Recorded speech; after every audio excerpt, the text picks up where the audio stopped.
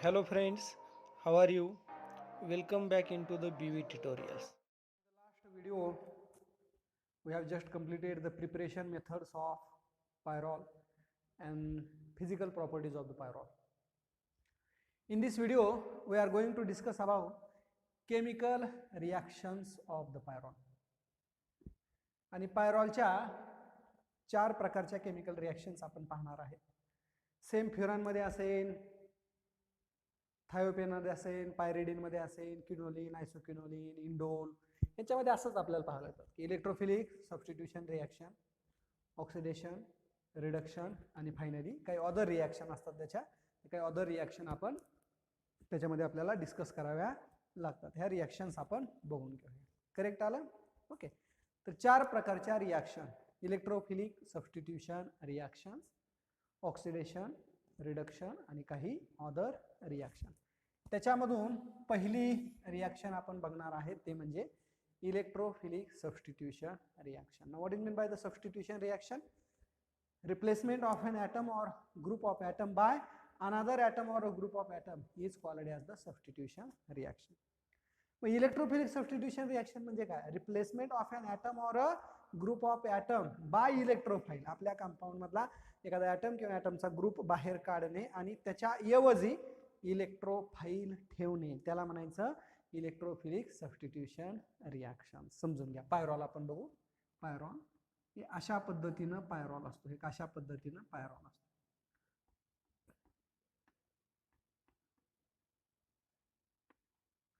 Lone pair of. Generally सांगतो. आता पायरॉलची position बघा. 1 2 3 4 5. आणि पायरॉलच्या ज्या इलेक्ट्रोफिलिक सबस्टिट्यूशन रिॲक्शन्स आहेत शक्यतो ह्या 2 नंबर पोझिशनला भेटतात. किती नंबर पोझिशनला भेटतात? 2 नंबर पोझिशनला. कारण 2 नंबर पोझिशनवरती जर इलेक्ट्रोफाईलचा अटॅक केला तर जो कार्बो कॅटायन तयार केला जातो त्याचं स्टॅबिलायझेशन मोर रेझोनेटिंग स्ट्रक्चरनं होतं. 3 पेक्षा 2 वरनं हे जास्त मॅक्झिमम पॉसिबल हे आपण पाहणार आहे. आता या 2 नंबरच्या कार्बनवरती इथं बघा काही नाही म्हणजे कार्बन असतो आणि त्या कार्बनला एक हायड्रोजन ॲटम जोडलेला असतो. एक हायड्रोजन ॲटम जोडलेला असतो. हे काय होत असतं बघा इलेक्ट्रोफिलिक सबस्टिट्यूशन रिॲक्शन मध्ये. पायरॉलची रिॲक्शन आपण एका रिएजंट सोबत करतो. रिएजंट. हा रिएजंट झाला. रिएजंट मधला एक पार्ट इलेक्ट्रोफाईलचा असतो आणि एक पार्ट हा न्यूक्लिओफाईलचा असतो. काय होतं? इथला हायड्रोजन आणि हा न्यूक्लिओफाईल बाहेर पडतो. हायड्रोजन आणि न्यूक्लिओफाईल बाहेर पडतो. आता इथं हायड्रोजन गेला, इकडला शिल्लक कोण राहिला? इलेक्ट्रोफाईल शिल्लक राहिला. तो त्या पोझिशनला येतो आणि तो त्या पोझिशनला आला की आपल्याला कंपाऊंड असा भेटेल ना, हायड्रोजन. तिथं हायड्रोजन गेला आणि कोण आला? इलेक्ट्रोफाईल. 2 सबस्टिट्यूटेड पायरॉल हा भेटला आपल्याला. काय भेटला? 2 सबस्टिट्यूटेड पायरॉल हा आपल्याला याच्यामध्ये भेटलेला असतो.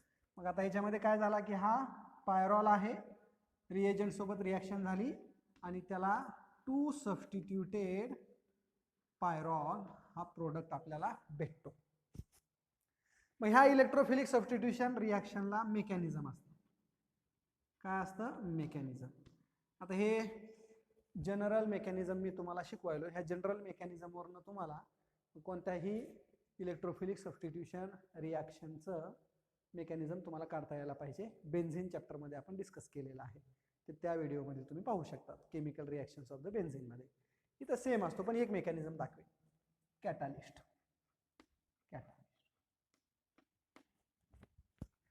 3 स्टेपमध्ये रिॲक्शन होते बघा. Step number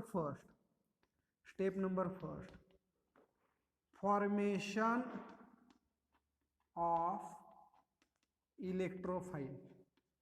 इलेक्ट्रोफाईलचं formation of the electrophile. इलेक्ट्रोफाईलचं फॉर्मेशन असतं. इथं रिएजंट कोणता आहे आपला? हा ENO, इलेक्ट्रोफाईल न्यूक्लिओफाईल कॉम्प्लेक्स. हा रिएजंट. ह्यांची रिॲक्शन कोणासोबत होत असते? कॅटालिस्ट सोबत. हा कॅटालिस्ट काय करतो? न्यूक्लिओफाईलला काढून घेतो. न्यूक्लिओफाईल आहे, लोन पेअर ऑफ इलेक्ट्रॉन घेऊन जातो. इथं आपल्याला न्यूक्लिओफाईल आणि कॅटालिस्ट यांचा कॉम्प्लेक्स भेटतो आणि आपल्याकडे शिल्लक राहतो तो हा इलेक्ट्रोफाईल तयार झाला. डेफिशियन्सी आली इलेक्ट्रॉनची, कारण न्यूक्लिओफाईल इलेक्ट्रॉन घेऊन गेला आणि तो न्यूक्लिओफाईल इलेक्ट्रॉन घेऊन गेला. इलेक्ट्रोफाईल वरती आता इलेक्ट्रॉनची कमतरता झाली म्हणून ई पॉझिटिव्ह चार्ज आला, त्याच्यावर त्याला इलेक्ट्रोफाईल म्हणतो. आता असते step number second. Step number second काय? Attack of electrophile on pyrrole to form the carbocation. तयार होतो. आता हा पायरॉल बघा, हा पायरॉल आहे. इथं आपण सांगितलंय की इथं कोण आहे? ऑलरेडी हायड्रोजन आहे. आता हा जो इलेक्ट्रोफाईल आहे ना, तो काय करतो? ह्या 2 नंबर पोझिशन वरती अटॅक करतो आणि 2 नंबर पोझिशन वरती अटॅक केला की आपल्याला एक कार्बोकॅटायन भेटतो अशा प्रकारचा, हा NH, 2 पेअर ऑफ. इथं इलेक्ट्रोफाईल पण आला, हायड्रोजन पण आहे, पॉझिटिव्ह चार्ज. हा पॉझिटिव्ह चार्ज इथं डबल बॉन्ड क्रिएट करतो, हा डबल बॉन्ड इथं पॉझिटिव्ह चार्ज क्रिएट करतो. रेझोनन्स होऊन हा कार्बोकॅटायन स्टॅबिलाइज केला जात असतो.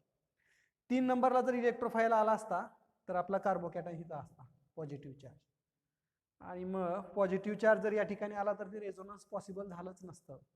पण तर रेझोनन्स आहे, 2 रेझोनेटिव्ह स्ट्रक्चर भेटतात आणि हा कार्बोकॅटायन स्टेबल केला जातो. म्हणून 2 नंबर पोझिशन ही त्याची ससेप्टिबल आहे इलेक्ट्रोफाईलसाठी, अटॅक होतो. ठीक आहे, कार्बोकॅटायन तयार झाला.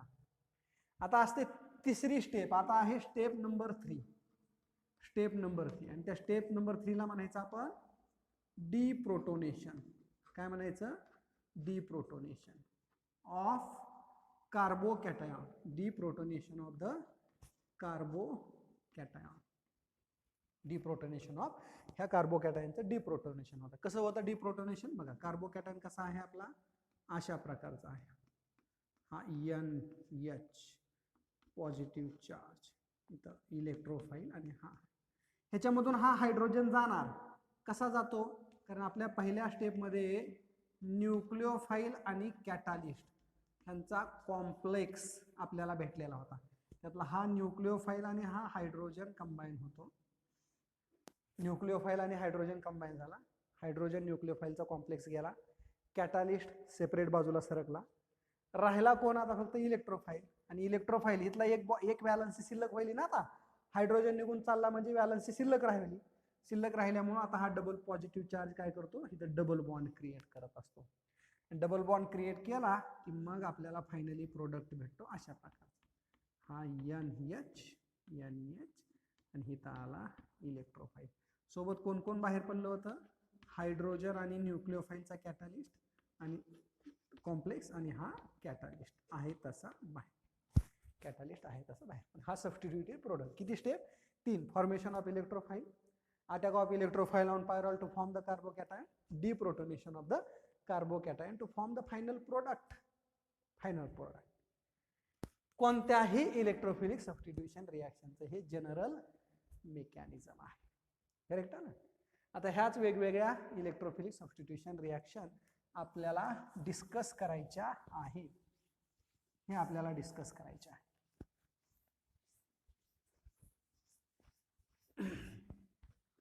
ठीक आहे, याच्यामधून जी पहिली कॉमन असते ती म्हणजे हॅलोजिनेशन. तर पायरॉलचं हॅलोजिनेशन म्हणजे काय? मग सांगितलं इलेक्ट्रोफिलिक सबस्टिट्यूशन मध्ये काय होईल? पायरॉलच्या 2 नंबर कार्बनचा हायड्रोजन जाणार आहे, इलेक्ट्रोफाईल येणार आहे. आणि हॅलोजिनेशन मध्ये काय होईल? 2 नंबरच्या कार्बनचा हायड्रोजन जाणार, हॅलोजन येणार आहे. तसं नायट्रेशन केल्यावर काय होईल? 2 नंबरच्या कार्बनचा हायड्रोजन जाणार, नायट्रो ग्रुप येणार. सल्फोनेशन मध्ये काय होईल? 2 नंबरच्या कार्बनचा हायड्रोजन जाणार, सल्फोनिक ऍसिड ग्रुप येणार. असायलेशन मध्ये काय होणार? हायड्रोजन जाणार, असाइल ग्रुप येणार. अल्कायलेशन मध्ये काय होणार? हायड्रोजन जाणार, अल्काइल ग्रुप येणार. वेगवेगळ्या पद्धतीने. पण कॅटालिस्ट जो वापरून मी इलेक्ट्रोफिलिक सबस्टिट्यूशन रिएक्शन घेणार आहे, काही अदर कंडिशन मध्ये काही वेगळ्या पद्धतीने पण भेटू शकतात. एक्सेप्शन आहेत, हे पण समजून घ्या. कॉमन आहेत जे आपल्याला फार्मसीला गरजेचे आहेत ते आपण डिस्कस करतो. ठीक आहे, पहिला आहे हॅलोजिनेशन. बघा कशी असते रिॲक्शन हॅलोजिनेशन. रिॲक्शन कोणाची करायची आपल्याला? पायरॉलची करायची. हा झाला पायरॉल, हा झाला. ध्यानात ठेवायचं स्ट्रक्चर इथं काय आहे? हायड्रो. हॅलोजिनेशन म्हणजे रिॲक्शन कोणासोबत? हॅलोजन. क्लोरिनेशन, क्लोरीन घेऊ ना आपण. तिथं कोण घेतला आपण? क्लोरीन. Cl-Cl. कॅटलिस्ट कोण घ्यायचा? AlCl. कॅटलिस्ट कोण घ्यायचा? AlCl. काय होणार? इथला हायड्रोजन आणि हा एक क्लोरीन कंबाईन झाला. एक क्लोरीन कंबाईन झाला. काय बाहेर पडायला लागलं बघा? HCl बाहेर पडायला ना. HCl बाहेर पडायला. हायड्रोजन गेला तिथं हा क्लोरीन येणार. तो क्लोरीन येणार आणि तो जर क्लोरीन आला तर आपल्याला हा प्रोडक्ट भेटायला ना Cl. Cl याला म्हणायचं 2-chloro-pyrrol. 2-chloro-pyrrol. कोण घेतला होता? हा झाला पायरॉल. डिस्क्रिप्शन पाठ करत बसायचं नाही. डिस्क्रिप्शन कसं वाचणार? Pyrrole reacts with chlorine in presence of AlCl3 to form 2-chloro-pyrrol. तुम्ही ब्रोमीन पण घेऊ शकतात ना. ह्या ठिकाणी जर तुम्ही ब्रोमीन सोबत रिॲक्शन केली, Br-Br, हायड्रोजन आणि एक Br कंबाईन होऊन HBr बाहेर पडेल. कॅटलिस्ट कोण घ्यायचा? फक्त AlBr3. AlBr3 हा कॅटलिस्ट आपल्याला घ्यायचा आहे. हायड्रोजन गेला आणि ब्रोमीन येणार ना. प्रोडक्ट काय भेटेल आपल्याला? प्रोडक्ट असा भेटेल आता NH Br. हा झाला 2-bromo-pyrrol. 2-bromo-pyrrol. Electrophilic substitution reaction. Condition बदलली, कंपाऊंड बदलतात ना. का मी इथं पण एक सांगतोय कंडिशन. मी तुम्हाला सांगतो बघा, इथं एक सांगतो रिॲक्शन वरनं. तुम्ही ह्याची रिॲक्शन जर Br2 सोबत केली, ब्रोमीन वॉटर म्हणतोय मी आता. Bromine water. AlBr3 घेतला नाही मी आता, ब्रोमीन वॉटर घेतला. कोण भेटतो माहितीये का आपल्याला? इथं कंपाऊंड असा भेटतो. कंपाऊंड असा भेटतो NH. हा आहे Br, Br, Br, Br. 2,3,4,5 tetra ब्रोमोपायरॉल असा पण भेटतो. पण ह्या कॉमन, ह्या दोन त्याच्या कॉमन. कंडिशन बदलली की रिॲक्शन बदलू शकते. तसं तिथं टेट्रा क्लोरोपायरॉल, टेट्रा आयडोपायरॉल असं पण भेटू शकतो आपल्याला. पण ह्या त्यांच्या कॉमन आहेत. ही झाली हॅलोजिनेशन रिॲक्शन. मेकॅनिझम सेम राहणार. मी तुम्हाला परत एकदा सांगतोय, मेकॅनिझम सेम राहणार.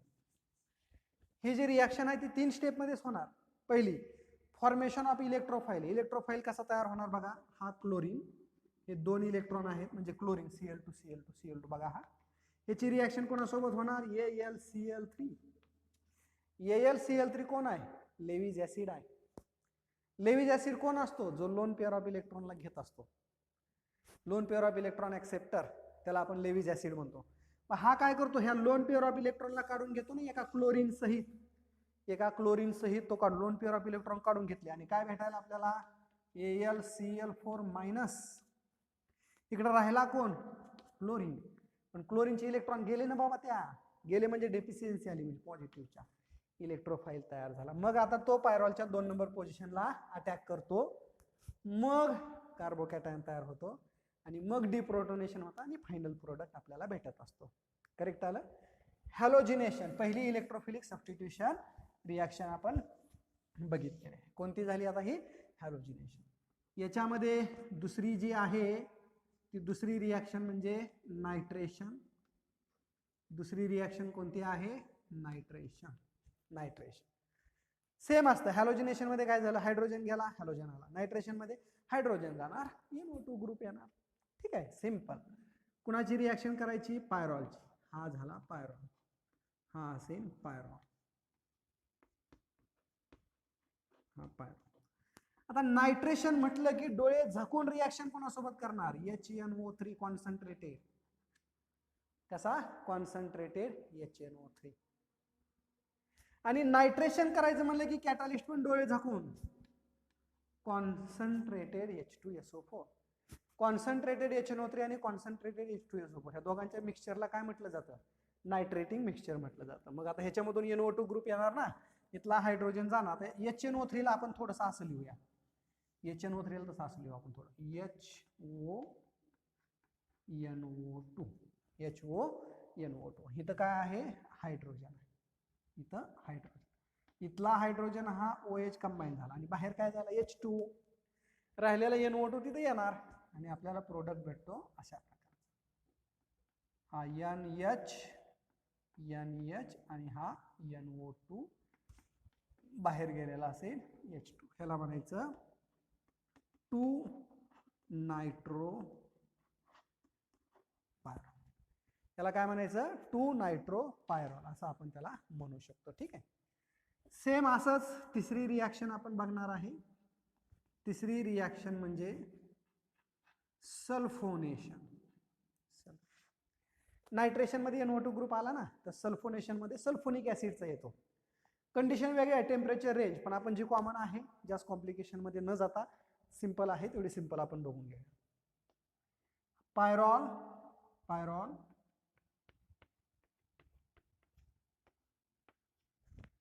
काही नाही म्हणजे हायड्रोजन, काही नाही म्हणजे. आणि सल्फोनेशन म्हणलं की रिॲक्शन कोणासोबत करायची, फ्युमिंग H2SO4. फ्युमिंग म्हटलंय कॉन्सन्ट्रेटेड फ्युमिंग H2SO4. H2SO4 ला तसं आपण जरा थोडं वेगळ्या पद्धतीनं लिहू. H2SO4 ला असं लिहू आपण, इथं HO आणि हा SO3H ग्रुप. H2SO4 झाला का नाही. H2SO4 काय व्हायला लागला, हायड्रोजन आणि हा OH कंबाईन होतो. बाहेर कोण चालला H2 आणि आपल्याला राहिलेला ग्रुप कोणता SO3H ग्रुप, तो तिथे येणार आणि आपल्याला भेटेल प्रोडक्ट अशा NH. हा असेल SO3H ग्रुप आणि बाहेर गेलेला. पण ह्याला म्हटलं जातं pyrrole two sulphonic acid. Pyrrole two sulphonic acid. Pyrrole two sulphonic acid. Temperature condition बदला, तुम्हाला ह्या ठिकाणी सुद्धा SO3H ग्रुप येऊ शकतो, पण हा पायरॉल 3 सल्फोनिक ऍसिड आहे, सिंपल आहे. सेम मेकॅनिझम सुद्धा आपल्याला हॅलोजिनेशन प्रमाणेच आपल्याला या ठिकाणी पाहायला येतं. करेक्ट आलं. ओके. नायट्रेशन झालं, सल्फोनेशन झालं. आता इलेक्ट्रोफिलिक सबस्टिट्यूशन रिॲक्शन मध्ये जी आपल्याजवळ चौथी रिॲक्शन जी असते ना, त्याला म्हणायचं Friedel Crafts alkylation. Friedel Crafts alkylation. Alkyl group येत असतो, अल्काइल ग्रुप येत असतो कॉमन. बघा एक रिॲक्शन, पायरॉलचं स्ट्रक्चर तर येतंय आपल्याला आता, NH पायरॉल, इथं काही नाही म्हणजे हायड्रोजन.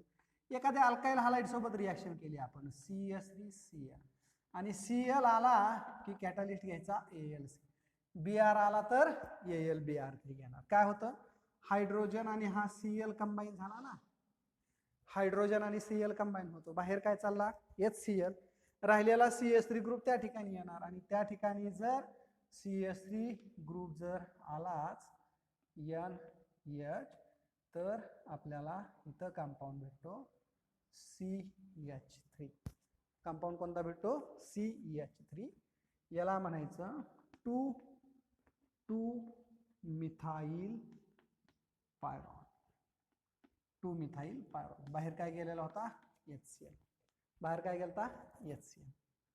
सेम अशाच पद्धतीनं पाचवी आहे, ज्याला आपण म्हणतो फ्रिडल क्राफ्ट असायलेशन.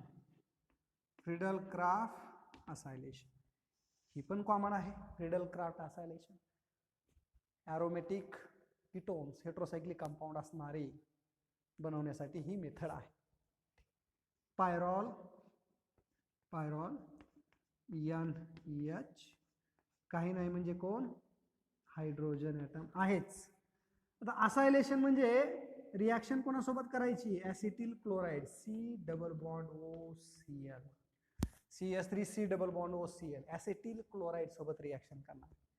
इथला हायड्रोजन आणि हा Cl कंबाईन होतो आणि बाहेर काय पडला HCl, आणि हा ग्रुप जोडा त्या ठिकाणी फक्त डायरेक्ट. Cl बाहेर जातोय म्हणजे कॅटलिस्ट परत कोण येणार AlCl3, AlCl NH, आणि इथं जोडला जाईल C डबल बॉन्ड OCl. याला आपण 2 ॲसेटिल पायरॉल असंही म्हणतो, तो ॲसेटिल पायरॉल, किंवा त्याला आपण methyl pyrrole ketone, methyl pyrrole ketone असंही त्याला आपण म्हणतो. तर ह्या त्याच्या 5 इलेक्ट्रोफिलिक सबस्टिट्यूशन रिॲक्शन झाल्या, 5 इलेक्ट्रोफिलिक सबस्टिट्यूशन. आणि ह्या common halogenation, nitration, sulfonation, Friedel Crafts alkylation, Friedel Crafts acylation. Same फ्युरानमध्ये, सेम थायोफेनमध्ये काहीच चेंज नाही. फक्त फ्युरानमध्ये इथं आता नायट्रोजन ऐवजी ऑक्सिजन येईल आणि थायोफेनमध्ये इथं नायट्रोजन ऐवजी सल्फर येणार. ह्याच्या व्यतिरिक्त दुसरं काहीही येणार नाही. करेक्ट आलं? काही अडचण? इलेक्ट्रोफिलिक सबस्टिट्यूशन रिॲक्शन्स झाल्या. इलेक्ट्रोफिलिक सबस्टिट्यूशन रिॲक्शन्स या ठिकाणी झालेल्या आहेत. ठीक आहे. आता 2 आणखी आपण पाहणार आहेत आज. याच्यामध्ये पुढची जी बघायची आहे ती म्हणजे ऑक्सिडेशन. काय करायचं आहे आपल्याला? ऑक्सिडेशन. सिंपल आहे. ऑक्सिडेशन म्हणजे ऑक्सिडायझिंग एजंटच्या प्रेझेन्समध्ये आपण ऑक्सिडेशन करतो. ठीक आहे. आपल्याजवळ कोण आहे? पायरॉल आहे. हा N आणि ह्याचं ऑक्सिडेशन करू आपण CrO3 chromium trioxide. Chromium trioxide ह्याच्या प्रेझेन्समध्ये आपण ऑक्सिडेशन करू. आपल्याला एक कंपाऊंड भेटतो अशा प्रकारचा, एक कंपाऊंड भेटेल अशा प्रकारचा. हा इथं बघा ऑक्सिजन ॲटम येतो बरं का, ऑक्सिजन ॲटम. याला म्हणायचं पायरॉल ऑक्साईड. याला काय म्हणायचं? Pyrrole oxide. हे पायरॉल ऑक्साईड झाला, पायरॉल ऑक्साईड. हे असं ॲरो करून जो बॉन्ड दाखवला आहे तो बॉन्ड कोणता आहे माहिती आहे का? केमिस्ट्रीमध्ये तुम्ही पाहिलं असेल POC फर्स्टमध्ये. कोऑर्डिनेशन बॉन्ड असतो, कोऑर्डिनेशन बॉन्ड. ऑक्सिजनची इलेक्ट्रोनिगेटिव्हिटी जास्त आहे ना, त्याच्यामुळे दोन्ही लोन पेअर ऑफ इलेक्ट्रॉन कोणाकडनं यायला लागले? नायट्रोजनकडनं यायला लागले. कोऑर्डिनेशन बॉन्ड भेटतो, त्याला म्हणायचं आपण पायरॉल ऑक्साईड. ठीक आहे, बघून घ्या व्यवस्थित. Pyrrole undergo oxidation in presence of chromium trioxide. KMnO4 + H2SO4 catalyst घ्या, वेगळा प्रोडक्ट तुम्हाला भेटेल. हायड्रोजन परऑक्साईड घ्या, वेगळा प्रोडक्ट तुम्हाला भेटेल. या ठिकाणी जसं आपण ऑक्सिडायझिंग एजंट बदलू तसं ऑक्सिडेशनचे प्रोडक्ट पण भेटतात, पण हा कॉमन आहे तो घेतला आपण. आणि आता आपल्याकडे तिसरी रिॲक्शन जी आहे, तिसरी रिॲक्शन आहे रिडक्शन. तिसरी रिॲक्शन कोणती आहे? Reduction. Now what is mean by the reduction? Reduction addition of the hydrogen atom किंवा रिमूव्हल ऑफ ऑक्सिजन ॲटम.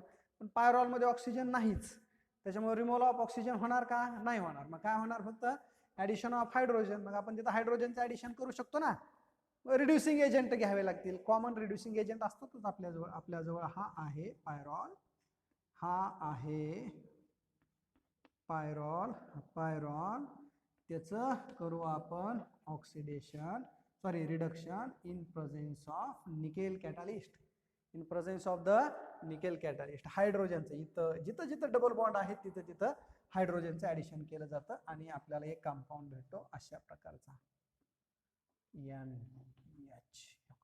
हा कंपाऊंड भेटला. ह्याला म्हणायचं टेट्रा हायड्रो पायरॉल. याला काय म्हणायचं? टेट्रा हायड्रो पायरॉल असं म्हणतो त्याला आपण. टेट्रा हायड्रो पायरॉल असं आपण म्हणतो. आता रिड्युसिंग एजंट आणखी पण आहेत बरं का. आणखी रिड्युसिंग एजंट घेऊ शकतात. रिड्युसिंग एजंट्स आणखी कोणता? Sodium in presence of ethanol H2C2H5OH. हा पण घेऊ शकतो. तेव्हा आपल्याला एकच प्रोडक्ट अशा बघितलं तर डायहायड्रोपायरॉल भेटेल. डायहायड्रोपायरॉल एवढाच भेटेल आपल्याला. ठीक आहे, पण हे त्याचे कॉमन, हे पॉवरफुल रिड्युसिंग एजंट आहे. निकेल वगैरे पॉवरफुल रिड्युसिंग एजंट. हे पॉवरफुल रिड्युसिंग एजंट जर आपण घेतला तर आपल्याला काय भेटतं? फक्त टेट्रा हायड्रो पायरॉल भेटतो. Addition of hydrogen. दोन मॉलिक्यूल घेऊ आपण, दोन बॅलन्सिंग. ह्या फेजमध्ये बॅलन्सिंग एवढं इम्पॉर्टन्स नाही. जेव्हा आपण डिग्री लेवलला येतो तेव्हा बॅलन्सिंग एवढं इम्पॉर्टन्स नाही. रिॲक्टंट आणि प्रोडक्ट खूप महत्त्वाचे आहे आणि मेकॅनिझम्स त्याचे खूप महत्त्वाचे. तर ह्या लेक्चरमध्ये, या व्हिडिओमध्ये किती आपण रिॲक्शन बघितले? आपण त्याच्या 3 रिॲक्शन कंप्लीट केल्या. कोणत्या? Electrophilic substitution reaction, halogenation, nitration, sulfonation, alkylation, acylation. Oxidation complete केलं आणि परत रिडक्शन आपण कंप्लीट केलं. त्याच्या पुढच्या व्हिडिओमध्ये आपल्याला पाहायला भेटतील ह्याच्या राहिलेल्या ऑदर रिॲक्शन आणि युजेस. ऑदर रिॲक्शन आणि युजेस हे आपण पुढच्या ह्याच्यामध्ये. ऑदर रिॲक्शन थोडे आहेत, फॉर्म्युलेशन, कार्बोक्सिलेशन, अशा काही रिॲक्शन आहेत, कोल्ब रिॲक्शन, अशा काही रिॲक्शन आहेत इम्पॉर्टंट त्याही आपण कंप्लीट करू. पण क्वेश्चन विचारले जातात, त्याच्यामुळे व्यवस्थित ह्याचा अभ्यास करणं गरजेचं आहे. समजलं इथपर्यंत? थँक्यू.